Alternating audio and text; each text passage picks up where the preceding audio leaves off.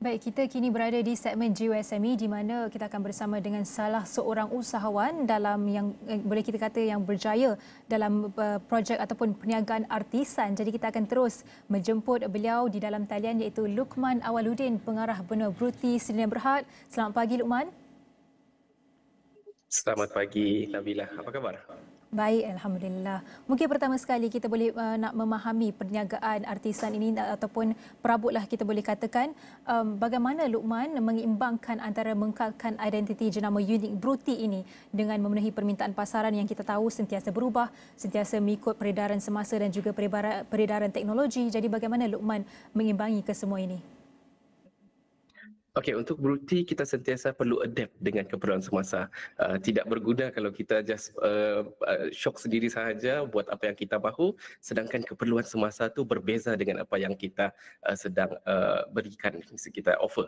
So, Bruti adalah sebuah sustainable bespoke, sustainable artisanal furniture maker yang pangkalan di Kota Kinabalu. Jadi kami merasakan di masa sekarang ini untuk menjadi sebuah bespoke dan sustainable, syarikat perabot yang sustainable adalah sebuah keperluan yang diperlukan pada masa sekarang ni.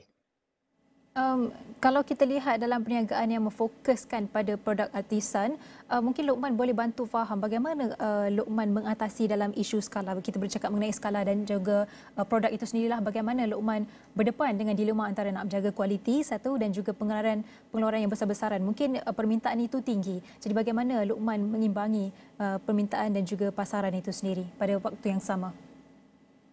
Okey, bagus soalan ni. Sebenarnya ini adalah satu cabaran yang sangat besar yang kami hadapi sewaktu kami bermula, sebab sewaktu itu kita masih lagi sebuah syarikat yang terlalu kecil, tidak boleh untuk dapatkan offer kedua-dua servis di dalam pasaran yang artisanal dan juga pasaran mass market, pasaran pengeluaran besar-besaran. Jadi pada masa itu apa yang solusi yang kami buat adalah kami fokus kepada artisanal dahulu, kepada bespoke dan juga orang cakap custom made ni, and then selepas kita 3 tahun berniaga, kita mempunyai capacity yang lebih besar, kilang yang lebih besar, sewaktu itulah baru kita boleh bermula perlahan-lahan dalam offer dalam mass market juga. Dalam masa yang sama tidak dilupakan yang bespoke dan artisanal tu. Tapi saya suka berkenaan dengan bisnes Cik Luqman ni. Bruti ini bukan saja dia melengkapkan orang kata dekorasi di rumah, tapi juga ia mementingkan kelestarian dan juga kemampanan orang kata alam sekitar lah. Jadi dengan peningkatan kesedaran pelanggan tentang kelestarian dan juga tanggungjawab sosial, mungkin apakah langkah-langkah yang Bruti ambil untuk kita kekalkan keberlanjutan ataupun kelangsungan dalam rantaian bekalan dan juga operasi, terutama untuk Bruti? Keberlanjutan dan kelangsungan operasi dan juga alam sekitar adalah fokus utama Bruti daripada awal lagi. Just simple fact yang saya mau berikan kepada penonton di sana, Bruti buat masa ini dalam 3 tahun perniagaan Bruti, kita telah menyelamatkan lebih 47 tan of kayu pellet sekaligus bersamaan dengan 490 pokok daripada ditebang disebabkan kita menggunakan kayu pellet sebagai sumber utama pembuatan perabot kita instead of kayu yang perlu ditebang yang barulah. Itu adalah cara kita untuk mengekalkan kelestarian, untuk menjamin apa nama kita panggil ni, menjamin alam sekitar. Untuk tahun ini 2024 kita sedang mempersiapkan satu lagi apa kita panggil ni, satu lagi mekanisme dalam Bruti yang mana bermula daripada tahun 2025 tahun depan kita akan membuat satu kempen Bruti Sayangi Bumi yang mana kita akan double down dengan semua inisiatif kita yang akan memberikan impak kepada alam sekitar dan juga sosial. Saya suka inisiatif itu, kempen Sayangi Bumi yang diinisiasikan oleh Bruti sendiri dan tak banyak perniagaan yang menitik beratkan perkara itu. Tapi kalau antara lain berkenaan e-dagang sendiri, kalau kita nak menyentuh berkenaan dengan cabaran juga, bagaimana Luqman melihat perkembangan landscape e-dagang di Malaysia pada ketika ini dan sejauh mana ia mempengaruhi strategi perniagaan Bruti untuk kita menghadapi lagi pesaing-pesaing besar pada masa akan datang, terutama dalam orang kata landscape yang sama? Betul, e-dagang saya lihat memang adalah satu catapult kepada kebanyakan syarikat-syarikat dan perniagaan di Malaysia dan juga secara holistik di luar negara.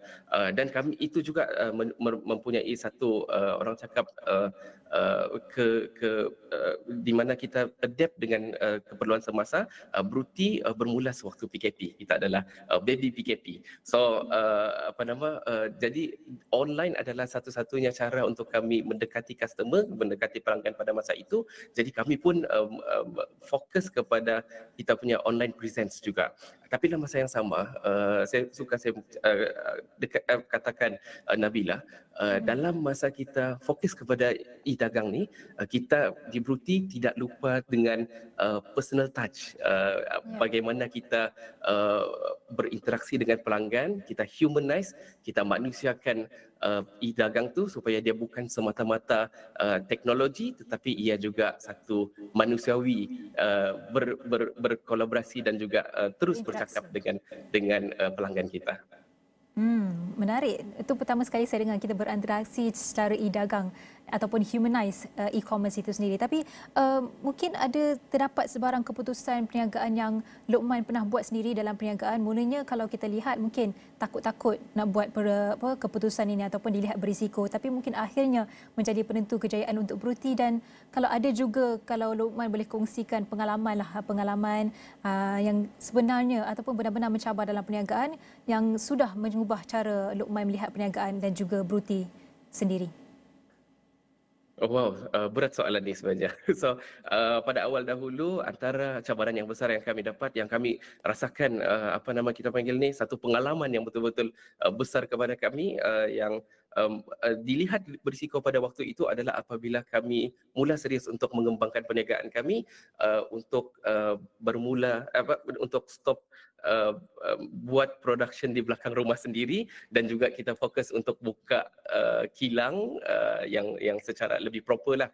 Waktu tu kami bermula daripada belakang rumah untuk deposit kilang ada satu facility, walaupun dia bukanlah kilang yang betul-betul dalam skala besar lagi, adalah satu perkara yang besar, perkara yang waktu itu kami tidak mampu, hujung-hujung sahaja sebenarnya. Fun fact, saya terpaksa menggunakan deposit daripada majlis resepsi kahwin yang sepatutnya berlangsung beberapa bulan lagi. Disebabkan PKP, kita keluarkan deposit tu, kita deposit untuk kilang. Waktu tu, to be honest, secara kami pun tidak berapa yakin dengan keputusan yang kami ambil.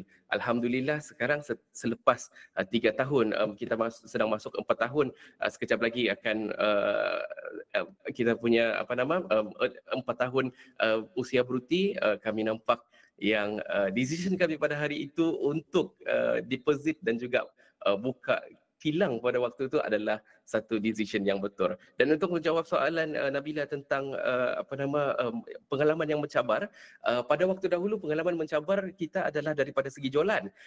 Macam mana untuk marketing, pemasaran, jualan, itu adalah pengalaman yang paling mencabar. Tetapi sekarang Bruti telah memasuki fasa bisnes satu lagi yang mana cabaran yang paling besar bukan lagi daripada jualan tetapi daripada leadership. Bagaimana untuk kita meningkatkan artisan kita, meningkatkan jati diri tim-tim kita ni untuk bukan setakat menjadi artisan yang biasa, bukan setakat menjadi pekerja biasa, tetapi kita cuba naikkan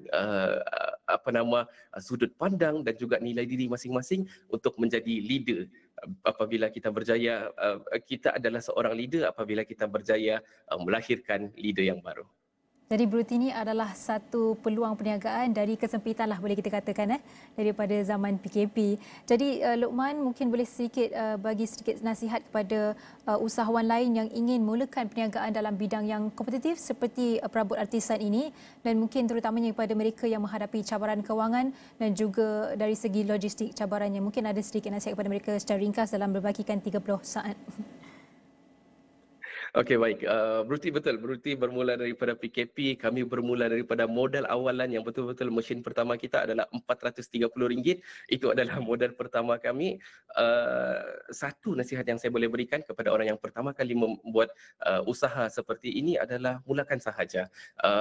apa yang kami lihat apabila ramai yang bertanya kepada kami bagaimana untuk mulakan, apa market, di mana mau dihantar apa semua, saya lihat satu cabaran yang paling besar kepada orang yang first time, yang pertama kali memulakan perniagaan adalah dia jerat di dalam analisis paralysis, yang mana terlalu banyak analisis, terlalu banyak informasi yang dicerna, akhirnya tidak bermula pun langkah pertama. Jadi nasihat kami adalah mulakan sahaja, selepas itu barulah kita analisis balik, kita tambah baik, kita betulkan balik, insya-Allah daripada situlah baru kita akan menjadi satu jenama yang besar, insya-Allah bukan sahaja di Malaysia tetapi juga di luar negara. Amin.